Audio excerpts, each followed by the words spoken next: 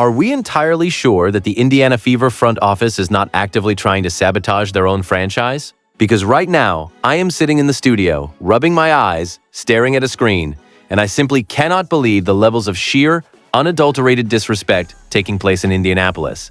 What is going on, basketball family? Welcome back to Street Hoops, the undisputed champion of the internet when it comes to the raw, unfiltered, completely unvarnished truth on everything happening in the sports world.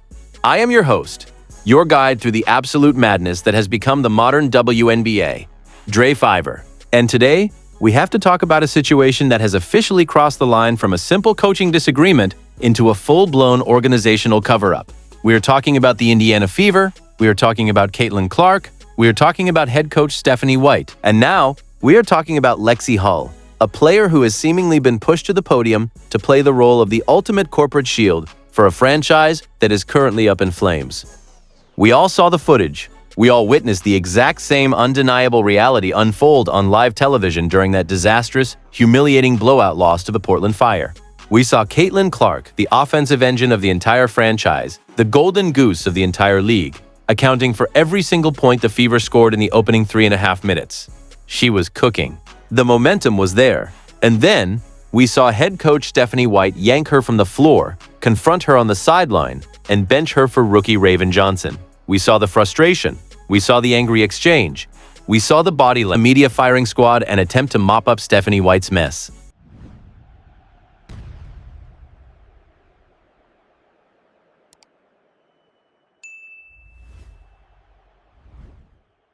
And let me tell you right now, as someone who watches this league day in and day out, watching Lexie Hull's interview was one of the most frustrating, transparently manufactured PR stunts I have ever seen in my entire career. It is an insult. According to Lexie, it was just a regular part of the game. She actually had the nerve to sit there and tell the public that this altercation was just an in-the-moment thing that did not carry over, that it is not being talked about in the locker room, and that it happens almost every single day in women's basketball. Lexie, I am going to be entirely honest with you, and I say this with absolutely all the love and respect in the world, because you are a phenomenal player, and we love us some Lexie Hull here at Street Hoops. But you are lying. I have to keep it 100% real with you and with my audience. You are full of it on this one. You are downplaying a massive systemic issue, and you are acting as a human shield for a coaching staff that is currently failing your team. To sit there and suggest that pulling your franchise player 3 minutes into the first quarter while she is leading an 8-4 run is just part of the game because of a couple of ticky-tack fouls is entirely ridiculous. We have eyes. We understand the game of basketball. When you have a generational talent like Caitlin Clark, you let her play through early fouls. You trust her basketball IQ. You do not snatch her off the court to prove a point, throw a rookie into the fire, and then watch as your opponent goes on a massive run to put the game completely out of reach. But the most insulting part of Lexie's answer is everything is fine. The fans will just blindly accept it and go back to buying jerseys. It is incredibly manipulative. As another fan brilliantly pointed out in the comments, no, it's not part of the game. The coaching problem and her game plan don't work. Let's hear from the starter who scored a whopping 0 points. The fans see right through the facade. They see Lexie cleaning up Stephanie's mess, and they resent the organization for putting her in that compromised position. But the interview did not stop there, unfortunately. The reporter continued to press Lexie, bringing up the massive expectations on the team and the very slow, disappointing start to the season. The reporter directly addressed the fact that fans are actively yelling about the coach and asked Lexie to describe the relationship between Stephanie White and the team. And Lexie, sticking firmly to the corporate script she was handed, doubled down. She claimed they have a great relationship. She went on this long tangent about how it is a long season, how it is hard to win in the WNBA, and how the team fully believes in each other and fully believes in the coaching staff.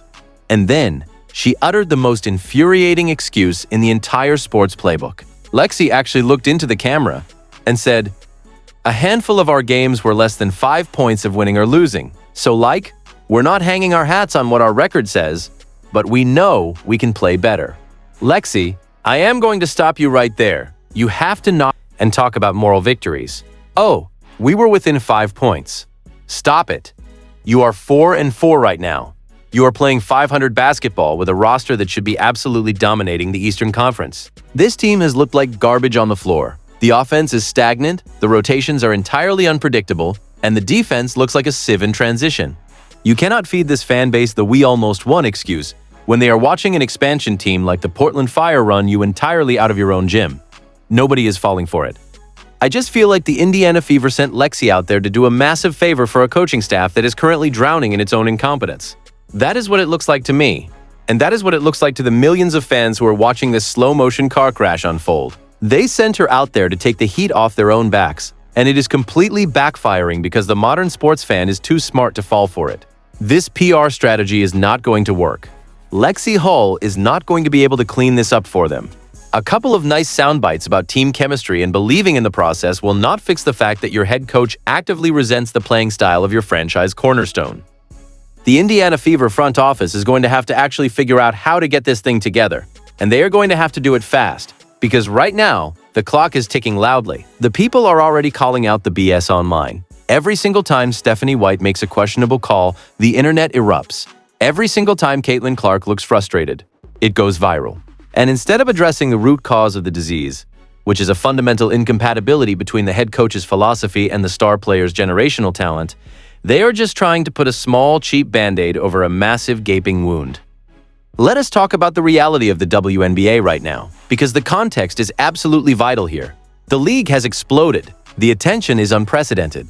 The charter flights, the sold-out arenas, the massive multi-million-dollar television deals, all of this rests squarely on the shoulders of the very player that Stephanie White decided to humiliate on the bench. The Indiana Fever are not just a basketball team anymore. They are a traveling circus, a global phenomenon, and a massive business entity. You simply cannot operate a billion-dollar brand with a small-town amateur mentality.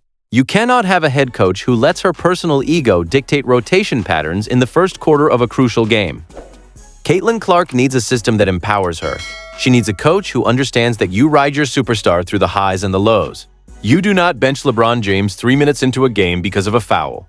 You do not bench Steph Curry because he missed his first 2 shots. You let the greats figure it out on the floor. But Stephanie White is stubbornly clinging to an archaic, rigid style of coaching that actively stifles the most electrifying player the women's game has ever seen. And the front office, by forcing players like Lexie Hull to go out and lie to the media to protect that coach, is entirely complicit in this disaster.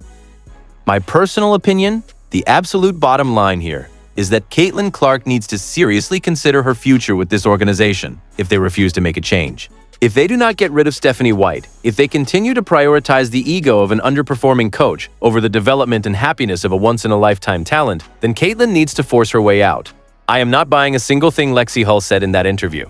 I love her game, I respect her hustle on the court, but her words were nothing more than a carefully crafted shield designed to protect a cowardice front office from the wrath of a deeply betrayed fan base.